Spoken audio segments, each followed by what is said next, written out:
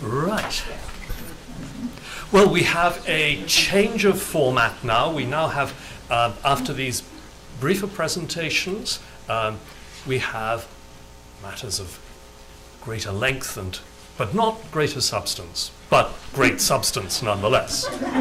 And it's my pleasure to introduce Amy Ogata, who is really, I shouldn't be introducing her at all. She should just be coming up here and speaking, because she is one of our oldest friends, oldest members of this community. But now, Amy Ogata is professor and chair of the Department of Art History at the University of Southern California. But as many of you will know, she taught here between 1998 and 2014. And we miss her. She's the author of Designing the Creative Child, Playthings and Places in Mid-Century America, which was published in 2013, and which won last year the Alice David Hitchcock Prize from the Society of Architectural Historians. She's the author of a number of other works, including Fredun Shapur, Playing with Design in 2013, and Art Nouveau and the Social Vision of Modern Living, a few years earlier in 2001. Many of you will remember the wonderful exhibition, which when I first saw the title made me think, what on earth is going on here? Swedish Wooden Toys, which was terrific. That was in 2014 here in the gallery, and she co-curated that with our founding director, Susan Weber, and co-edited the publication. And her current research is on French Second Empire and the materiality of metal. So it's only appropriate that she should be addressing us this afternoon on iron architecture and mid-century crystal palaces. Please welcome Amy Ogata.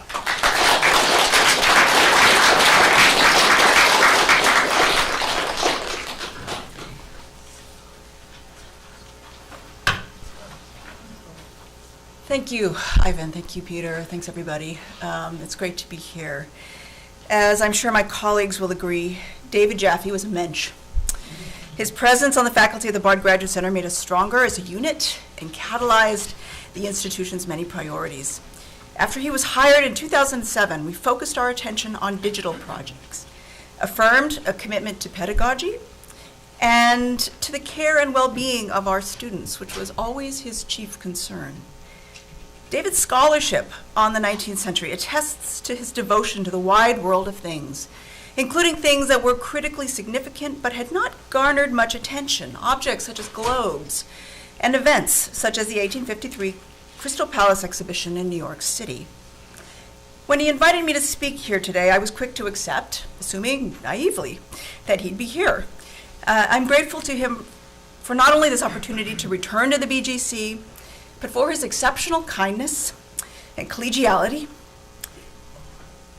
Indeed, it's an honor to participate in his last scholarly project. I miss him, as I'm sure we all do, very acutely.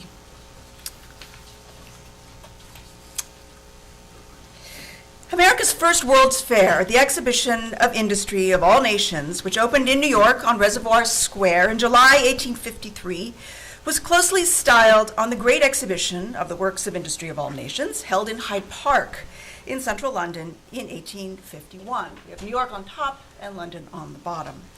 In addition to mounting a grandiose show of goods and machines, the exhibition adhered to the economic logic of welcoming the world on the premise of peace and free trade, and showcasing one's own domestic products as well. Many of these were reproduced in Benjamin Silliman's illustrated catalog on your right, which was modeled on the art journal illustrations on your left, which detailed in wood engravings the objects on view.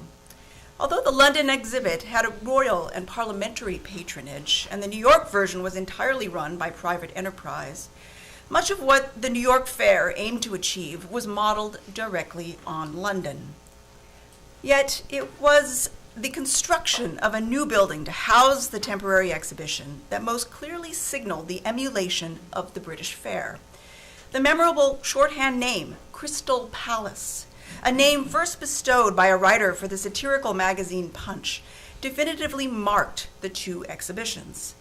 Aside from the New York Crystal Palace of 1853, there was a succession of similar structures, all used for temporary exhibitions, which all followed on the London model. Dublin held an international exposition the same year, in 1853, constructing a temporary iron and glass palace with a grand barrel vault. Officials in Munich also attempted to emulate the astonishing success of the London show with their 1854 Glaspalast exhibition, which included a building erected in 6 months from iron and glass. In 1855, the French Emperor Napoleon III opened his newly constructed Palace of Industry on the Champs-Élysées, which had a masonry exterior and a vaulted interior space with an unprecedented span of 48 meters. The 1851 Crystal Palace, having been disassembled and moved from Hyde Park to Sydenham, meant that officials planning the 1862 exhibit in London had to build another new structure, this one meant for reuse. Finally, the 1867 building of the Paris Exposition Universelle, which was erected on the Champs de Mars, embraced the metallic structure anew, creating an oval form entirely of iron and glass.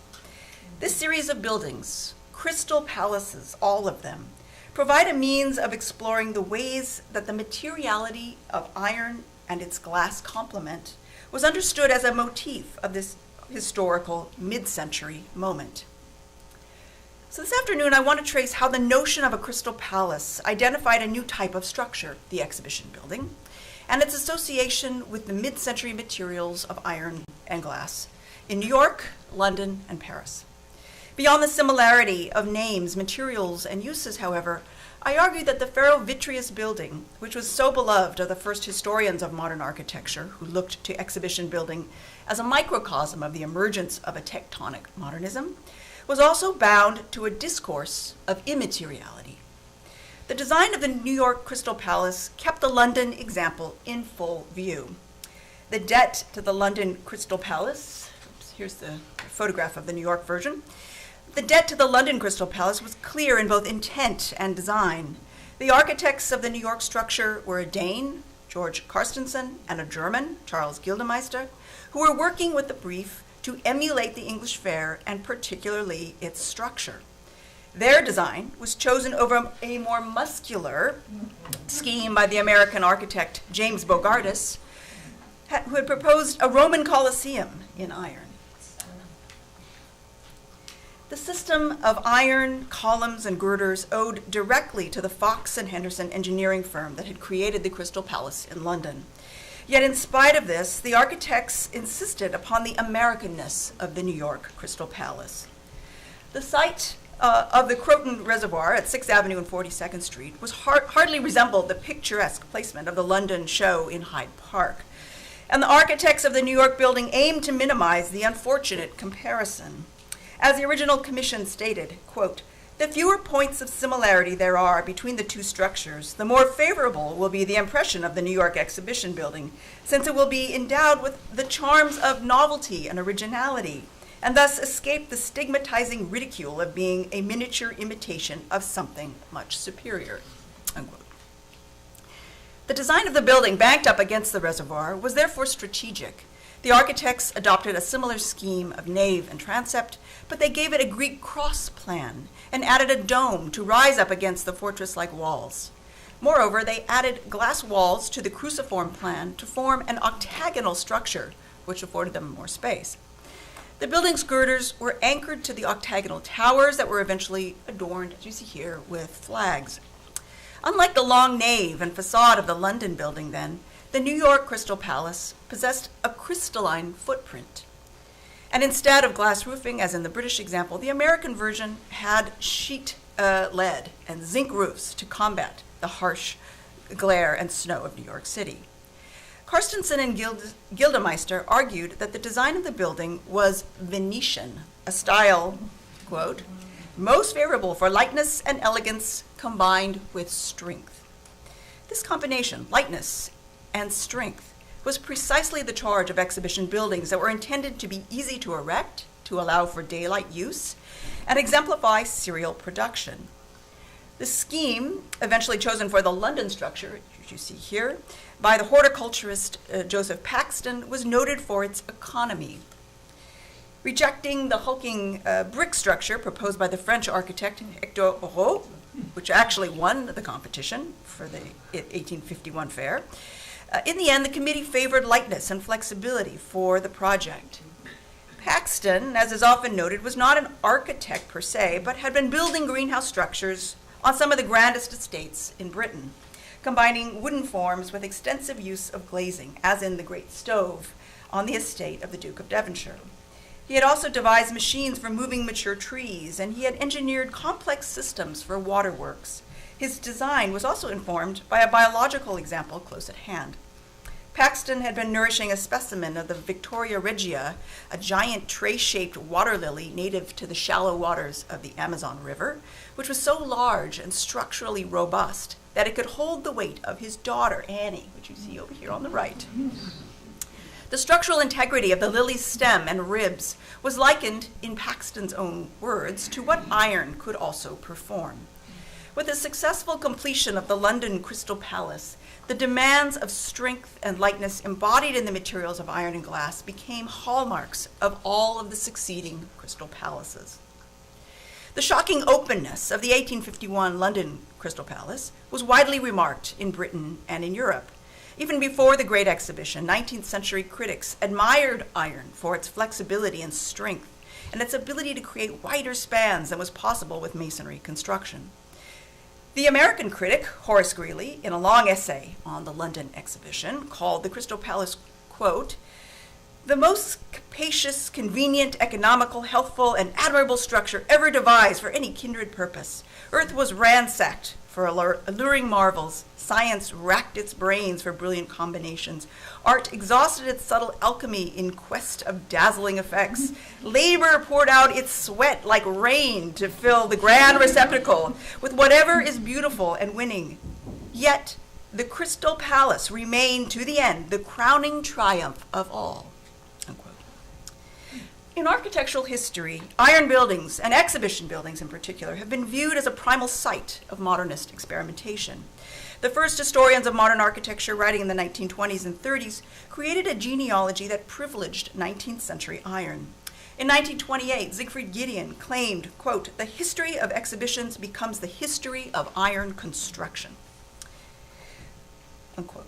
Linking together the material of iron, the exhibition building type, and the modern spirit of rational construction, Giedion argued, quote, "in the history of exhibitions, one can trace directly the transformation of the old static feeling of load and support into a new system of suspended equilibrium," unquote. On this page of Bauen in Frankreich, he calls the iron buildings, and you can see it's down here on the last paragraph, maybe a little hard to read, both the muscular tissue and skeleton, and he likens glass to its skin. It would be a mistake, though, to recapitulate the heroic story that Giedion tells, and that is not at all my aim.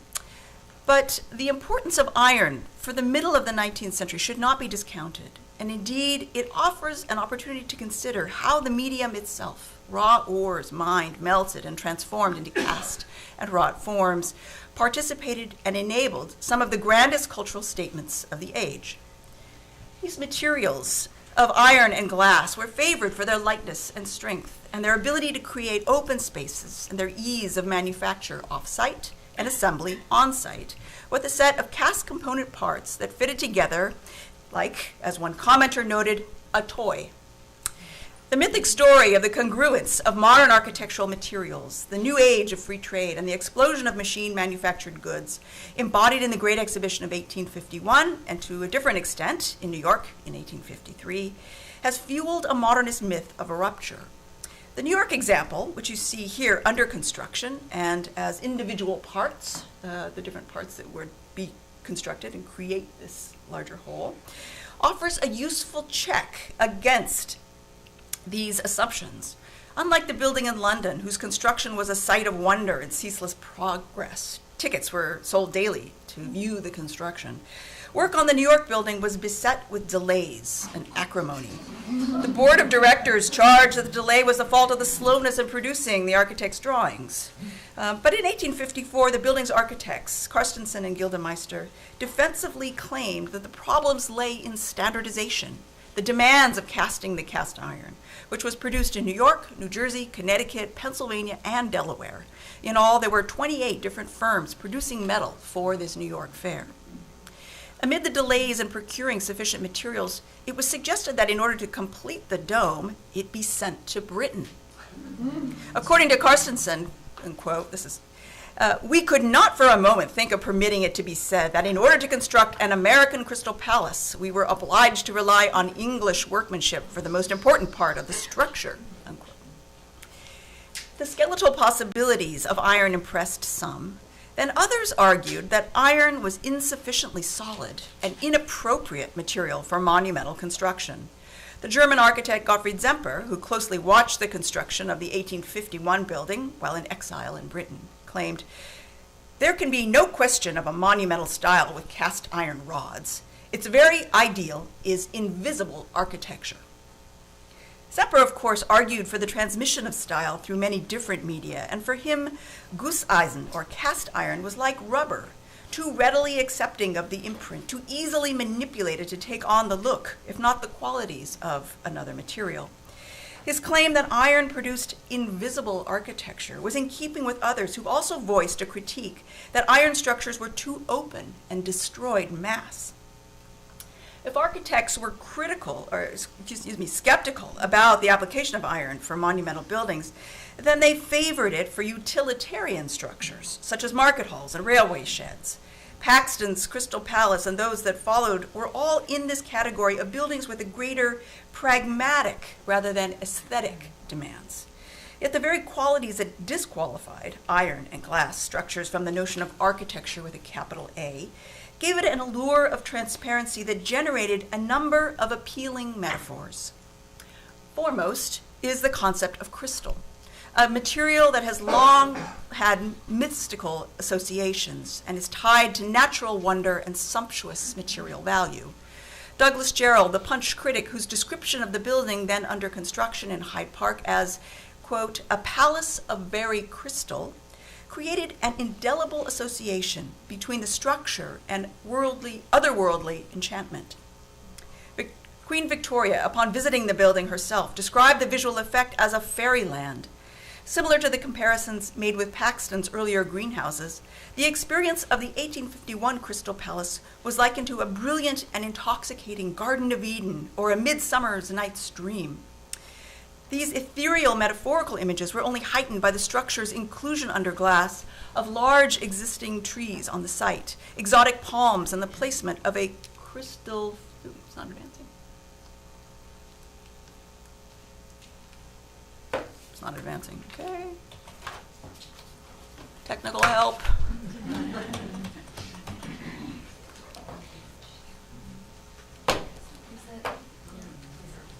I can't actually see it. Where's next?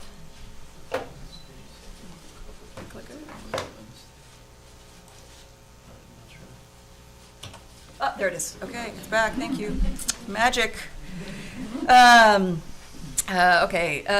These ethereal metaphorical images were only heightened by the structure's inclusion under glass of large trees existing on the site, exotic palms, and the placement of a crystal fountain in the vaulted space on axis with the central portal.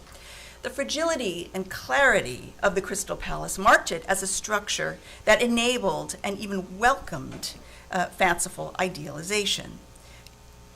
The New York Fair was smaller, less than 1/5 the size of the London Crystal Palace, but it too embodied grand abstract ideals. It was, according to one visitor, quote, a pure and chaste vision of almost unearthly beauty. And when Walt Whitman penned his Song of the Exposition in 1871, he conjured up an after-image of the New York Fair. Around a palace, loftier, fairer, ampler than any yet, Earth's modern wonder, history's seven, outstripping, high-rising tier on tier with glass and iron facades, gladdening the sun and sky, enhued in cheerfulest hues, bronze, lilac, robin's egg, marine, and crimson, over whose golden roof shall flaunt, beneath thy banner, freedom, the banners of the states, the flags of every land, a brood of lofty, fair, but lesser palaces shall cluster. The pictures of the building disseminated in photography and lithography show a structure that commands its sight. The representation of the building in white paralleled the images of the 1851 Crystal Palace, suggesting the brilliant surface reflections of the glass panels that set it apart from the everyday ochre-colored city beyond it. At once opaque and transparent, the structure was designed to serve its purpose by training the gaze both at and into the exhibition. Paper peep show views of the London building, which proliferated at this time, suggest how one could both look at and into a building to survey the goods on display. But the whiteness of the New York structure is curious, since we know that many of its panels were enameled and opaque in order to cut down on glare and heat, and likewise the dome was sheathed in lead panels. The building was painted a bronze color with gilded highlights. In images of the interior of the New York Crystal Palace, the bronze equestrian statue of George Washington, which occupied the central space under the dome, was a favorite point of view.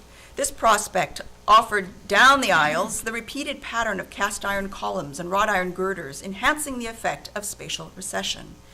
The proliferation of flat shapes of X's and circles and quatrefoils were picked out against the lacy web of the fan lights. The American painter, Henry Greenough, the brother of the sculptor Horatio, was hired to design the interior of the New York Crystal Palace, which was largely painted an off-white color, with red, yellow, and blue. Greenough, working with Angelo Montelilla, devised a blue and gold scheme for the interior of the dome to set off its light-colored arabesques and stained glass windows. The contracting of an artist to design the interior angered the architects Carstensen and Gildemeister, who stated, quote, "The architect should always be a decorative artist. His task is but half completed when the structure is erected. From him and him alone should emanate the rich masses of color, positive or low-toned, strengthening this, subduing that, leading the eye to certain points, giving solidity to others." Carstensen and Gildemeister advocated for a scheme used in London by Owen Jones, which you see over on your right, who employed red, yellow, and blue separated by white to the ribs of the nave to give chromatic harmony and to define the structure. And they charged that the dome in the hands of these painters, quote, "lost a third of its apparent size by this distribution of colors. The vault, which should have looked light, aerial, and expansive, has now been flattened down." Although the model of the Crystal Palace was architecturally daring and its visual effects were mostly enhanced by chromatic theory and could render it magical, it was insufficiently monumental for some contexts. Just 2 years after the New York Crystal Palace, in 1855, the French emperor opened up his grand permanent exhibition building constructed on the Champs-Élysées on the right bank of the Seine. The Palais de l'Industrie kept the regal associations of palace, but put emphasis on the idea of industrial exhibitions, which had been held in France since the 1790s. If industrial mass production was only nascent in France in the 1850s, then the country could lean on a much longer legacy of showcasing products. The building's masonry facade afforded a grand triumphal arch with the allegorical figure of France, distributing laurels. You can see this is this kind of triumphal arch, and you see it over here on this commemorative fan as well. And the pictures of France are over on this side. Kind of split it up. Featured an allegory of France welcoming the various states of manufactured goods. The designers of the Palais de l'Industrie were an engineer, Alexandre Barrault, and an architect, Jean-Marie Viel. In their 3 crystalline barrel vaults of iron and glass, which opened and in unprecedented span, were still present inside, but in order to fit into the city as a permanent fixture, they were subservient to traditional construction. Now for Gideon, this was, quote, "a dangerous retrogression" from the Crystal Palace model. Similarly, the 1862 London International Exhibition was held in a new structure on the Cromwell Road, purpose-built for exhibitions and meant to last. It too had a masonry arcade with the 1851 Crystal Palace idea, again, embedded within in a vast vaulted space with not one but two glass domes. And while it was larger, the magic of iron and glass paled when compared with the brick facade. The 1862 building met with scathing reception. Critics called it a wretched shed, an architectural fungus, and the dome's colossal dish covers. The supposedly permanent exhibition building proved unsuited to its use and was torn down after the end of the fair. The 1855 Palace of Industry also proved unsuitable for later fairs, even one held only 11 years later. And when it was torn down, it was replaced, this is in the 1890s, with a new set of exhibition structures, the Grand and Petit Palais, erected for the Exposition Universelle of 1900. You might think of all of these crystal iron palaces as an architecture of carbon. Energy was required to fuel the transportation of mined ores, which were smelted by coke, and cast and wrought with additional fire. Glass, too, required high heat to take the paneled forms that were placed in the wooden sashes. As Jürgen Osterhammel has observed, energy was a leitmotif of the whole century, and metallurgy was one of the most significant industries of the age. Metallurgical activity underwrote the development of the railways, the expansion of steamships, and the building of exhibitions, not to mention the production of goods. French Emperor Napoleon III's enthusiasm for iron is well known, but perhaps the grandest statement of confidence in the age of iron and the proliferation of the metallic was the 1867 exposition, where ores, iron, and new processes for making steel thematized the French state itself. Like the exhibition of 1855, this fair was an invitation to view technical and artistic wealth. The conceit of the globe, encased in an ellipse-shaped iron building erected on the Champ de Mars, directed attention to the relationship between metal and prestige. The building was made largely of iron cast elsewhere and assembled on site. From the railroad to the exhibition's ellipse-shaped iron structure, the pavilions that dotted the surrounding park, which were also of iron, made this metal ubiquitous in 1867. The main entryway, the Porte d'Honneur, facing the Pont d'Iéna, was marked with a new cast iron fountain made by the Duren firm and a small steel bridge, the first one erected with Bessemer steel, which was made from newly mined Algerian ores, which were also on display in the Algerian section. A reviewer called these huge glistening nuggets from these mines as the eighth wonder of the world. Inside the exhibition building, the prominent entry to the French section was a metallic trophy created from rods and tubes, framing the central staircase to the upper level viewing platform. As I've tried to suggest, 19th century architects and theorists were not sure iron and architecture were words one could use together. But later writers like Gideon, who was looking backwards to understand his own age, understood iron as an agent in the construction of modernity. This page from his 1928 book, Bauen in Frankreich, includes the image of a broken steel rod under the heading of iron. Walter Benjamin, who was an enthusiastic reader of Gideon's book while preparing his Arcades project, observed that iron construction was the technological signature of the 19th century. But if we put these aside, even in 1867, the engineer, economist, and Second Empire statesman Michel Chevalier proposed that the disappearance of gold might not trouble civilization, but the abduction of iron would cause an indescribable calamity. Quote, "Everything would slip backwards, civilization itself would be struck with impotence." Unquote.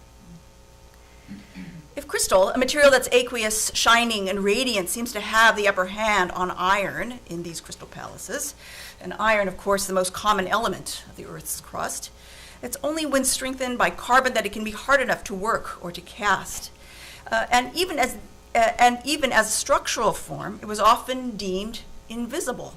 Yet, as Chevalier suggests, iron was fundamental to the 19th century and to its very notion of civilization. To return to the New York Crystal Palace, it bears repeating that the building erected adjacent to the Croton Reservoir and the exhibition were of a piece. We cannot think of one without the other. The notion of putting on an industrial exhibition and housing it in a crystalline structure was directly modeled on 1851, even if many aspects of the New York exhibition, from the organization and the sponsorship to the size and scope of the exhibit, were completely different. One more thing unites these crystal palaces, their vulnerability to fire. On October 5th of 1858, a fire that began in an adjacent area spread to the exhibition building and quickly burned through the structure, leaving it a heap of twisted metal and ash. The London Crystal Palace, which had been moved to a hill in Sydenham, also burned to the ground in 1936, only 5 years after the Munich Glaspalast had been set aflame and destroyed. These three, which managed to live on well after the exhibitions for which they were built had ended, all stood as reminders of the resilience of iron building and ultimately also its fragility. If these iron and glass crystal palaces, diaphanous envelopes on iron skeletons, constructed in the 1850s, were all doomed, then they continue to live on as sites of memory and as monuments to an ambitious industrial culture. Thank you.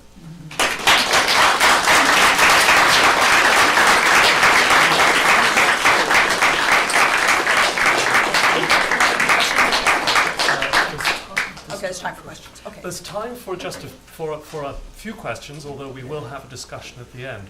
But I know that a talk as rich as this prompts questions immediately in members of the audience that they don't want to let go. So, yes. The observation tower, you didn't mention that. Yeah. It's, well, the observation tower, there are other people here who know more about that observation tower than me. I think it was built out of wood, in fact. Yes. Yeah.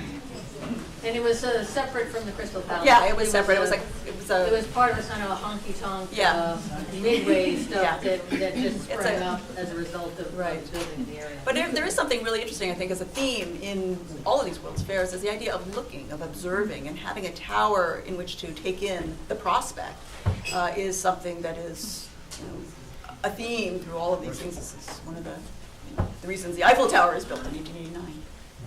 Yes. Just quickly, you said the New York City Crystal Palace, the glass was opaque in many places. Could you just elaborate on that? Well, some of the panels, I'm not sure exactly which ones, but I think many of them were opaque. They had as a kind of frosting. They say enameled. I'm not sure what that actually means technically, but the idea was to cut down on the glare. In London, they had found, even in an atmosphere as cloudy as that it was too harsh, and they had to put up these canvas kind of awnings inside to cover it because it was too hot and it was too bright. Yes. A New Jersey company did enamel every piece of the glass that was put on the New York Crystal Palace. The company was in Compton, New Jersey, that did that. And when the governor did his annual address, he mentioned this in 1853 for notoriety for New Jersey. Okay. Yeah. There's also a clerestory level of windows which are not frosted, though, but they are, you can definitely see that still. Yes. Did critics and others remark on, especially the New York Crystal Palace, resembling a cathedral? I mean, there's a rose window, there's aspects of it, and the enameled glass and things like that would give you a modern cathedral. Not in what I've read, but I would defer to the students who've done all of the significant research on this. Fairyland, Fairy Palace. I mean, there's a quote from Samuel Clemens over in the gallery as well. This idea of an enchanted space rather than a kind of devotional space seems to be the kind of tenor, rather than something serious. But there are people who would. I have seen it referred to as a temple. Yeah. More generic, Yeah. but Right. Yeah. Yes. You mentioned the heat, which I would think would be impossible inside that building, but also the artwork and the art objects. Wouldn't they have been, and even fabrics and other things that were being displayed there? Wouldn't it be Vulnerable? a detriment? Was that I assume, yes. Yeah, I mean. I don't know. I think the idea, it's a statement of a will to form this thing, right? This wanting to be able to create a crystal palace in No, New I York. understand, but there was no talk about conservation of No, the no. I think one last question from Fred. Yeah, I'll try to, yeah. I'm really, of course, taken with this idea about invisible architecture and that it's an epithet in, mid-19th century, whereas, those of us who are interested in things that happened in the early 20th century, that's the whole point. That's the whole point, yeah. Architecture dissolves.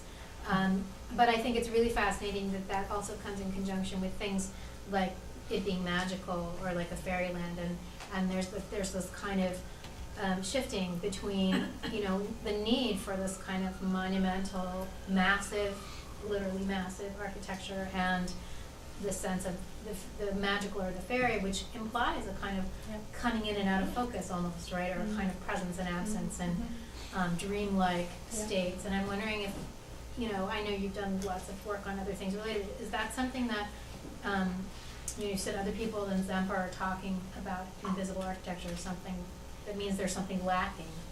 Well, it's for monumentality. Yeah. It lacks for monumentality. Yeah. It's fine for railway sheds and market halls, which are utilitarian, and as is this. And non-magical. I mean, that's And interesting too, not, right? I mean, they're spectacular. And in terms of, what you can actually do, create wider spans, all that.